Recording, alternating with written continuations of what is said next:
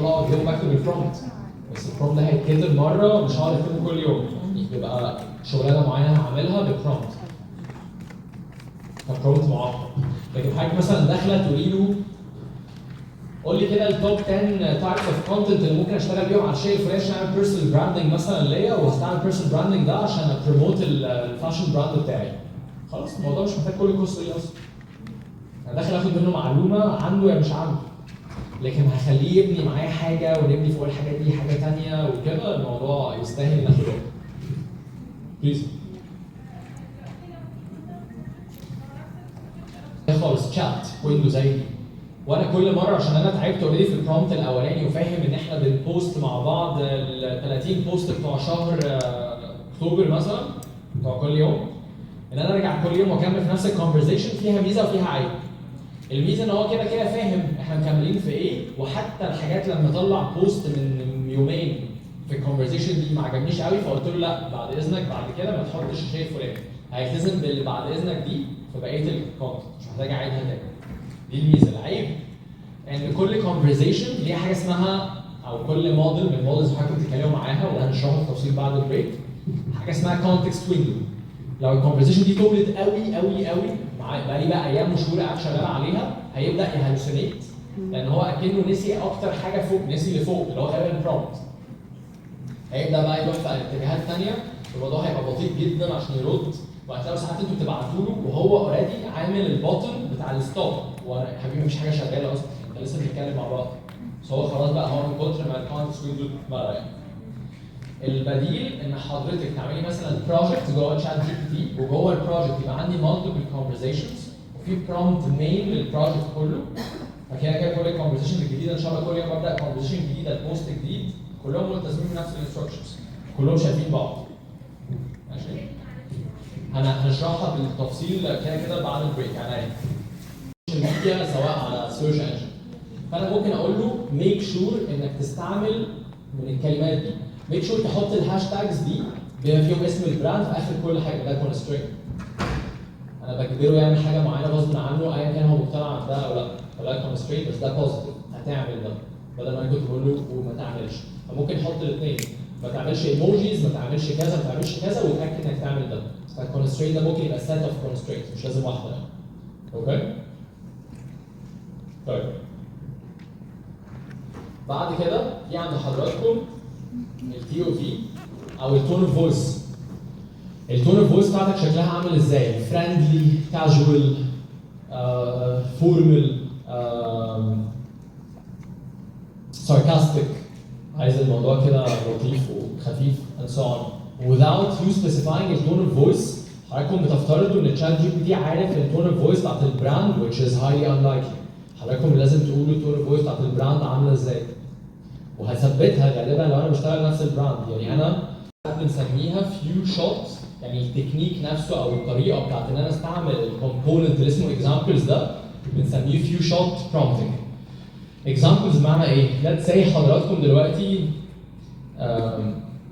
مش احنا ساعات على السوشيال ميديا في حاجات بتفايرل وفي حاجات بتفلوب، انا منزل حاجه متخيل ان هي تكسر الدنيا الاقي مفيش حد معبرني، صح؟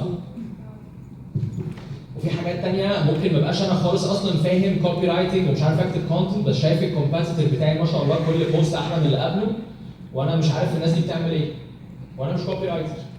فانا ممكن اقول اكت از ان اكسبرت كوبي رايتر، بتكتب النوع الفلاني شورت فورم مثلا كونتنت على السوشيال ميديا بلاتفورم من لينكد ان ولا فيسبوك ولا انستغرام، كابشنز انستغرام للبراند الفلاني، ودي اكزامبلز من حاجات انت كتبتها قبل كده، او دي اكزامبلز من شكل الكونتنت اللي انا عايزك تكتب زيه حتى لو هي مش بتاعتي، يعني الكومباتيتورز هوريله فور انسبيريشن. هيطلع نتائج احسن 100,000 مره ما حضراتكم تفترضوا ان شاء الله هو هيطلع حاجه شبه اللي في دماغي بس انا مش هقول له عليها. هاي انلايكلي.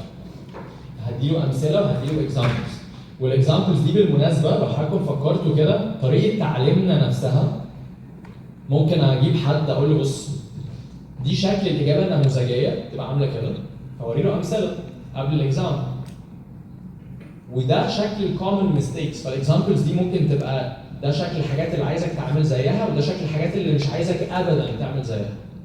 فالاكزامبلز ممكن اقول له دول حلوين ودول وحشين، ميك شور بقى وانت بتكتب الكونتنت بتاع البراند الفلاني ده تمشي ورا الامثله كويسه. بس بقى تايبوجرافي وتايب سكريبت مش عارف ايه، الحقيقه ما تقعدش تحكي لي طلع لي الصوره. فلو حضراتكم بتحسوا ان تشات جي بي تي بياخد فتره عشان يفهم ان انا عايزين نطلع صوره ومش راضي يطلع صوره بيحكي لي الصوره، حطوه في الايمج مود. وانا بعمل ايه؟ غالبا عمري ما ببدا بالايمج مود. انا غالبا بتكلم مع تشات جي بي تي لحد ما تشات جي بي تي يتخيل معايا بالكلام شكل الصوره عشان اعرف اوقفه قبل ما يجنريت صوره غلط. اروح قايل له لا انا مش عايز الكولرز دي، طب تعالى نعملها كده، بلاش تبقى البنت واقفه كده، خليها تبقى واقفه كده بدل وات ايفر. فكله بالكلام.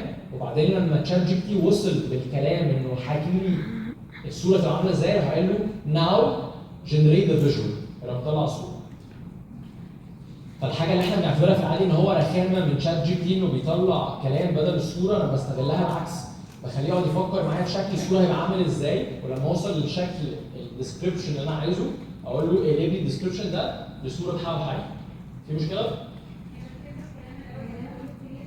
طبعا كلام عادي خالص. فانا مثلا هنا اللايبرري خليني اوري لكم حاجه كده لطيفه.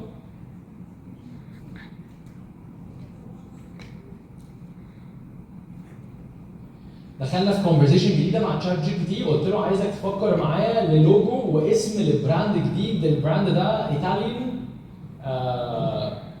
او جاي من ايطالي يعني امبورتد من ايطالي ومش عارف احكي له القصه كده. راح قال لك اوكي ايطاليان اسما ايطاليان ماشي. اللوجو ما كانش عاجبنا اكتر حاجه فقلنا له طب بص ممكن نعدل في اللوجو في الوان اللوجو، قال لنا طيب ايه؟ قلنا له بص هنوريك صوره للوجو موجوده اونلاين، حاجه مالهاش علاقه خالص اصلا بالبراند اللي احنا بنتكلم فيه، عايزك بس تبقى انسبايرد من شكل اللوجو مع الحفاظ على فيتالي كبراند. قال لنا وروني ونعدل، وريته صوره وطلع ديسكربشن وقلت له يلا بقى جنريت اللوجو الجديد بعد التعديل. فبصوا طلعوا ازاي.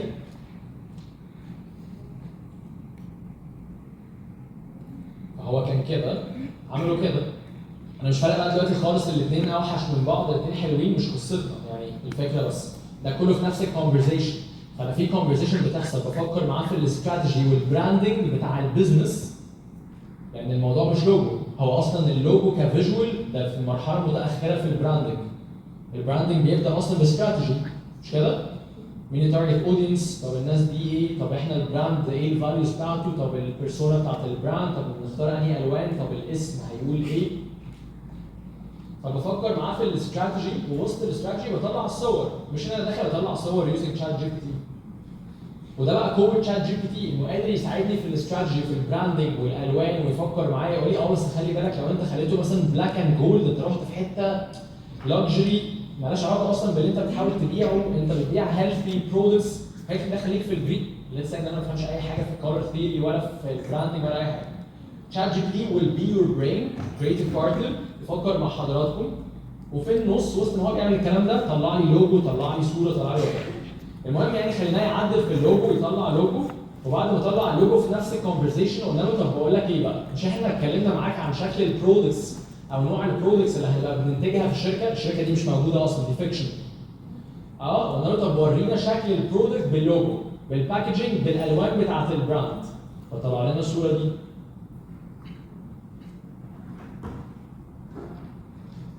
سو فار في اي مشكله؟ ده في نفس الكونفرزيشن طلعنا باسم البراند، فكره براند، اللوجو زي الفل، الايه الالوان زي الفل مفيش مشكله. وهقول لكم بقى ليه شات جي بي تي مش احسن حاجه في الكونسستنسي، لانه بنانا بقى هيبقى 100 احسن 100,000 مره، عشان كده بقول لكم انا بحافظ على الشخصيه. بس انا هنا رايح معاه في انه اوكي في تخيل معين لشكل البراند. بس 1 2 3 جو 1 2 صح؟ فالارتفيشال انتليجنس ده الفيلد والكونسبت نفسه، ان هل ممكن في وقت من الاوقات الكمبيوتر او الماشين او الحاجه اللي هي نون هيومن تبقى بتعرف تفكر او تبان ان هي بتفكر زي ما احنا بنفكر؟ وفي فرق ما بين ان انا اقول الحاجه دي بتفكر والحاجه دي بتبان ان هي بتفكر، شكلها كده يعني اللي هي بتعمله ده شبه التفكير، شبهه.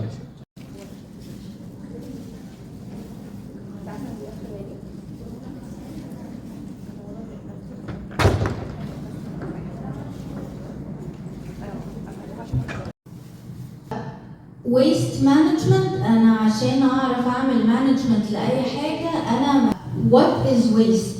ايه التعريف اللي مش عايزه حاجه سوبر فانسي، انا عايزه منظورك او منظورك لتعريف الويست. اي حد بليز. حاجه ملهاش لازمه عندي وخلاص. Perfect. Thank you very much. هي حاجه سواء الحاجه دي product by product substance ملهاش لازمه عندي فهتخلص منها. ملهاش لازمه عندي بشكلها الحالي، بس هل ممكن لو غيرت شويه في شكلها يبقى ليها لازمه؟ ف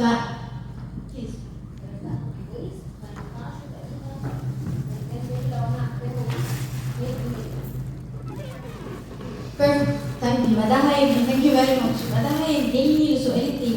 هو ايه الفرق ما بين المخلفات